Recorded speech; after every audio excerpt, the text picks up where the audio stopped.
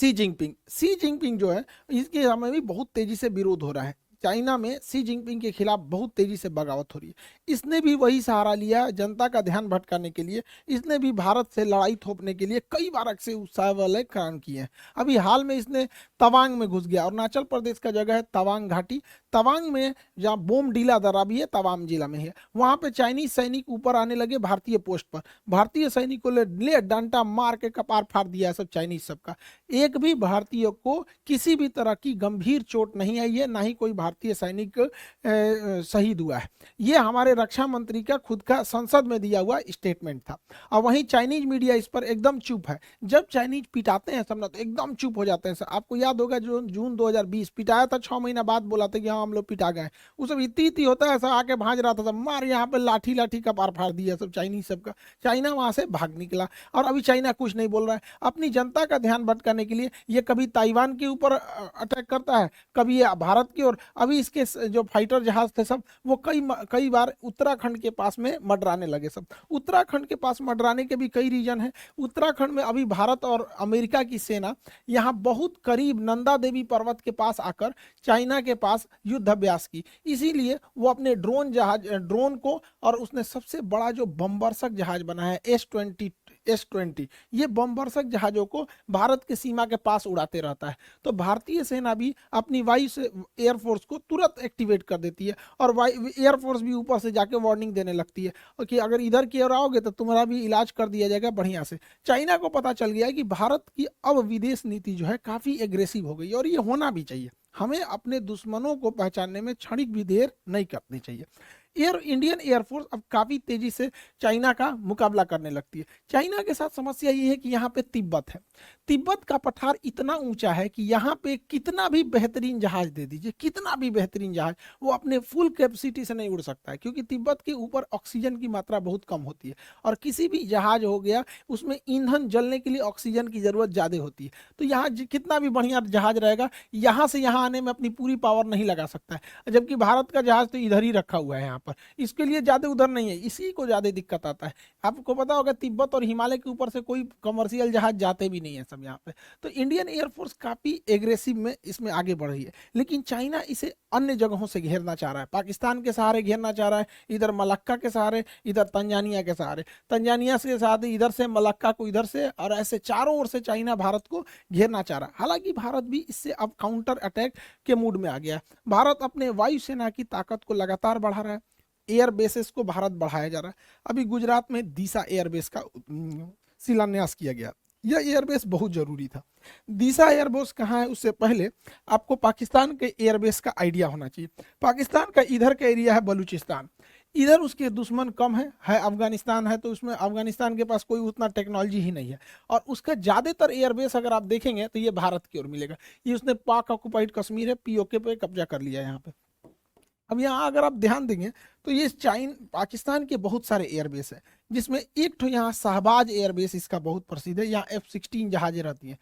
Shahbaz airbase, Sukkur airbase, यहाँ पर Mirpur airbase, ये 3 एयरबेस पाकिस्तान के बहुत ही फ्रंट लाइन की एयरबेस है भारत को आगे की ओर काउंटर करने के लिए। और एक कश्मीर के पास में आया स्कार्दू एयरबेस। ये एग्जाम में क्वेश्चन पूछते हो भैया स्कार्दू एयरबेस कहाँ, पीओके में ही है स्कार्दू। तो कुछ जगह जो है ना करंट में जब फेमस हो जाते हैं तो उससे कुछ क्वेश्चन पूछता है, इसलिए याद रखने आता है। तो यहाँ मीरपुर एयरबेस, सुकूर एयरबेस और यहाँ शहबाज एयरबेस, यहाँ पर इन एयरबेस से भारत में अंदर तक हमला किया जा सकता था। इसको काउंटर करने के लिए जोधपुर में फलोड़ी एयरबेस था, गुजरात के कच्छ में नलिया एयरबेस था। तो ये यहाँ से इसे काउंटर किया जा सकता था, लेकिन अभी पीएम मोदी ने यहाँ पर एक दीसा एयरबेस का उद्घाटन किया। दीसा एयरबेस जो है अब यहाँ से और अंदर तक काउंटर अटैक किया जा सकता है। तो ये एयरबेस भारत के लिए बहुत जरूरी है, क्योंकि हमको हर तरह से काउंटर अटैक के लिए रेडी रहना है, क्योंकि चाइना लगातार पाकिस्तान को सपोर्ट करते जा रहा है। तो ये एयरबेस जरूरी है। भारत अब अपने जितने भी एयरबेस हैं उसको, उसमें जो जहाज़ों को रखने के लिए बंकर है उसे अब नए मॉडल से अपग्रेड कर रहा है। उसका नाम है next generation harden aircraft shelter. ये इतने मजबूत होते हैं कि रनवे के बाद जहाज को अगर इसमें ले आ देते हैं तो इसके ऊपर 1000 किलो का भी बम गिरा दिया जाता है ना, इसको कोई असर नहीं होता है। इसकी टेस्टिंग हो चुकी है। देखिए ये जहाज इसी के अंदर था, ये जहाज इसके अंदर था, इसको रख के तोड़ा है सब, ये ऊपर वाला ब्लास्ट हो गया है, जहाज चुपचाप निकल के चला गया। तो ये भारत इसको बहुत तेजी से अपने हर एक एयरबेस में इसको ला रहा है ताकि जहाज जो है एयरबेस पे भी सेफ रह सके, ताकि युद्ध की स्थिति में काउंटर अटैक किया जा सके।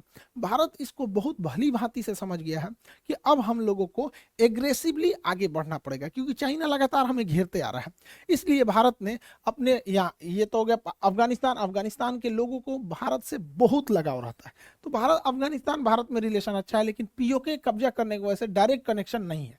यहाँ पर है आपका तजाकिस्तान, ये ताजिकिस्तान जो जगह है, यहाँ पर भारत 2 एयरबेस ले रखा है। यहाँ से हम चाइना के लिए भी काउंटर अटैक कर सकते हैं, यहाँ से पाकिस्तान के डीप एरिया में भी काउंटर अटैक कर सकते हैं। 2 एयरबेस है यहाँ पर, एक का नाम है ऐनी एयरबेस और एक का नाम है फारकोर एयरबेस। तो ये दोनों एयरबेस ताजिकिस्तान में, फारकोर और ऐनी एयरबेस, इससे हम लोग चाइना के एरिया में काउंटर अटैक और पाकिस्तान में कर सकते हैं। ये सबसे ज्यादा काम कब करेगा? चाइना यहाँ पे सड़क बना रहा है CPEC, China Pakistan economic corridor, इसको इधर से तो अटैक करता ही हो सकता है, इस एयरबेस के थ्रू यहाँ से भी अटैक किया जा सकता है। इसलिए भारत को अब रेडी रहना है, क्योंकि चाइना में अगर ज्यादा विवाद होगा तो पक्का किसी ना किसी से उलझेगा। तो वो उधर या तो उलझेगा ताइवान से, और नहीं तो इधर उलझेगा भारत से। इसलिए सतर्क रहना है। हम लोग के लिए भी एक तरह का ये लिटमस टेस्ट है। हालांकि भारत बहुत तेजी से अपने कदम आगे बढ़ा रहा है, लेकिन चाइना का सोच क्या है, वो सिल्क रूट के माध्यम से भारत को घेरना चाह रहा है। लेकिन चाइना की टेंशन क्या है, वो मलक्का के पास से यहाँ से भारत को, ये उसके लिए सबसे बड़ी समस्या है, क्योंकि मलक्का के पास भारत बहुत स्ट्रांग है। यहाँ पर हमारा अंडमान निकोबार है, ये अंडमान निकोबार में हमारी तीनों सेना रहती है, थल सेना, वायुसेना, नौसेना। साथ ही यहाँ नीचे में कोकोस आइलैंड है, कोकोस आइलैंड। चाइना यहाँ से या तो मलक्का से होकर निकलेगा या तो सुंडा से होकर निकलेगा। अगर मलक्का से होकर निकलेगा तो अंडमान निकोबार में कुछ आएगा, और अगर सुंडा से होकर निकलेगा तो कोकोस में कुछ आएगा। देखिए कोकोस आइलैंड हमारा नहीं, देखिए कोको अलग है। कोको आइलैंड म्यांमार के पास है, हम ही लोग का था, नेहरू ने गिफ्ट दे दिया यहाँ पे। ये कोकोस आइलैंड जो है ये ऑस्ट्रेलिया का है, लेकिन ऑस्ट्रेलिया से हम लोगों ने समझौता कर रखा है कि एक दूसरे के बेस का इस्तेमाल करने के लिए, तो इसका इस्तेमाल हम लोग कर सकते हैं यहाँ से काउंटर करने के लिए। इसलिए चाइना को पता है कि इस एरिया में हम कुछ नहीं कर सकते, इसलिए चाइना मलक्का को अपनी डेलिमा दुविधा समझता है, मलक्का डेलिमा। इसलिए वो डायरेक्ट इस एरिया से समुंदर से घूम के नहीं आना चाहता है, वो डायरेक्ट सड़क के माध्यम से अपने सामान को यहाँ लाता है और इस रास्ते से निकल जाता है। यहाँ पे उसने बहुत बड़ी सड़क बना रखी है, इस सड़क के चारों ओर फैक्ट्री, पेट्रोल पंप, हॉस्पिटल्स, अलग अलग चीज़ों को खोल रखा है। इसका नाम है सीपीईसी। सीपीईसी को काउंटर करना भी बहुत जरूरी है, जो ग्वादर पोर्ट से जुड़ता है। यहाँ पर सीपीईसी के लिए यहाँ पर हमको ऐनी एयरबेस और फारखोर एयरबेस यहाँ से काउंटर कर देंगे, और यहाँ ईरान का चाबहार बंदरगाह हम इसे काउंटर करके आइसोलेट कर सकते हैं। इसलिए रेडी रहने के लिए ज़रूरी है। हालांकि भारत के पास इसके अलावा भी बहुत सारी संभावना है। यहाँ पर चाइना इतना तेजी से एक्सपांड किया कि अफ्रीका का देश है जिबूती, जिबूती में इसने अपना एक सैन्य अड्डा ले लिया। अब जिबूती समुद्र का इतना पतला रास्ता है कि अगर यहाँ स्वेज नहर से कोई भी जहाज यूरोप से आएगी तो उसे जिबूती से जाना ही पड़ेगा, और जिबूती पे उसने एक भाड़े पे सैन्य अड्डा ले लिया है यहाँ पे। लेकिन अच्छी बात यह है कि जहां इसने सैन्य अड्डा लिया है वहां से थोड़ी ही दूरी पर फ्रांस का भी सैन्य अड्डा है, और हमारा और फ्रांस का समझौता है कि हम एक दूसरे के सैन्य अड्डे का इस्तेमाल कर सकते हैं। तो यहाँ ही पैसा दे के सैन्य अड्डा ले रहा है, भारत वहाँ ऐसे ही पहुँच सकता है। इसके अलावा जरूरी है भारत सरकार को कि यहाँ पे यमन में अभी अशांति फैली हुई है, यमन का यह सोकोत्रा आइलैंड भारत के लिए एक वरदान साबित होगा, क्योंकि अगर हमारा सोकोत्रा आइलैंड पर अब अगर प्रेजेंस बन गया तो यहाँ से हम ग्वादर बंदरगाह को काउंटर कर सकते हैं, यहाँ से हम जिबूती को काउंटर कर सकते हैं, और यहाँ से हमारी सप्लाई लाइन को भी कोई नहीं रोक सकता है। लेकिन अभी यमन के सोकोत्रा आइलैंड पर किसी का ध्यान नहीं गया है। यहाँ पे करना चाहिए, सरकार को आगे बढ़ना चाहिए। चाइना ने इतना ज्यादा मात्रा में लोन दे रखा है अफ्रीकी देशों को कि उन्हें अपने कर्ज के जाल में फंसा लिया, और इस जाल में फंसाया बढ़िया से तंजानिया को। तंजानिया जो है इसका एक जंजीबार द्वीप है जो दुनिया में सबसे ज्यादा लौंग के उत्पादन के लिए प्रसिद्ध है।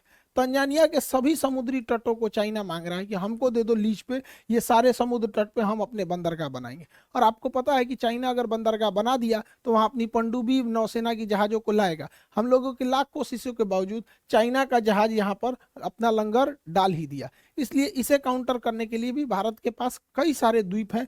सेशेल्स का द्वीप एजम्पशन आइलैंड, जिस पे भारत अपना मतलब बेस बनाने वाला है, सेशेल्स में यहाँ पर है। मॉरिशस में एग्लीगा द्वीप है। ये दोनों द्वीप यहाँ से काउंटर अटैक के लिए यहाँ पर अवेलेबल हो सकते हैं। तो कहने का सेंस ये है कि भारत को पहले से अब रेडी रहना चाहिए, क्योंकि चाइना में जहां उथल पुथल होगा तो शी जिनपिंग अपने देश की जनता का ध्यान अपने ओर से हटाने के लिए वो कि या तो ताइवान की ओर हमला करेगा या तो फिर भारत की ओर। हालांकि भारत की ओर करेगा नहीं, अब उसको पता है कि 62 नहीं रह गया, यहाँ पे आदमी दौड़ा के मारेगा उसको। हालांकि युद्ध में अब अगर देखेंगे तो वर्तमान परिदृश्य में कई सारी चीजें चेंज हो गए हैं। यूक्रेन युद्ध में ड्रोन ने पूरी तरह से कंप्लीट सिनेरियो को ही चेंज कर दिया।